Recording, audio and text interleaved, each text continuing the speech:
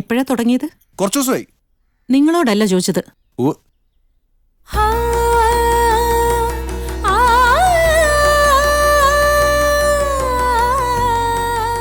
വീട്ടിൽ അടിച്ചു വാരുന്നതും നിലം തുടയ്ക്കുന്നതും പാത്രം കഴുകുന്നതൊക്കെ ഇവിടെ ഒറ്റയ്ക്കാ. പറഞ്ഞാ കേക്കണ്ടായോ? അല്ല, ജോലി കൂടുതലുണ്ടായിരിക്കുമെന്ന് പറയായിരുന്നു. നീർക്കെട്ടൊന്നും കാണുന്നില്ല. ഇടയ്ക്കല്ലേ വരാറുണ്ട് ഇല്ലയോ? എല്ലാരും പറയുന്നത് ഡോക്ടർ തൊട്ടാ മാറുന്നു. അതുകൊണ്ടല്ലയോ കോട്ടയത്ത് ഇവിടെ വരെ വന്നത്. ഒറ്റ നോട്ടത്തിൽ പ്രശ്നമൊന്നുമില്ല. എന്നാ ഒന്നുകൂടെ നോക്കോ. ഞങ്ങൾക്ക് ധൃതിയില്ല. വേണ്ടി വന്നാൽ കുറച്ചു ദിവസം നിൽക്കാൻ കൂടെ റെഡി ആയിട്ടാണ് ഞങ്ങൾ വന്നത്. കല്യാണം കഴിഞ്ഞിട്ട് എത്ര നാളായി? ഒരു 7-7.5 മാസമായി കാണും ഇല്ലയോ? പ്രഗ്നന്റ് അല്ലല്ലോ? ഈ അടുത്ത് വരെ അല്ലായിരുന്നു. ഇനിയിപ്പോ ആയോ എന്നറിയില്ല.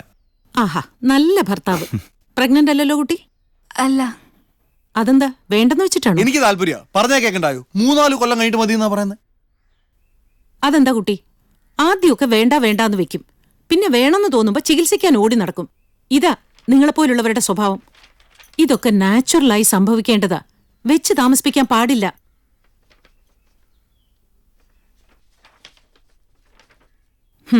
ഏതായാലും ഇവിടെ അഡ്മിറ്റ് ചെയ്യാം. വിശദമായി പരിശോധിച്ചിട്ട് എന്താ ചെയ്യേണ്ടതെന്ന് നോക്കാം. അത് മതി.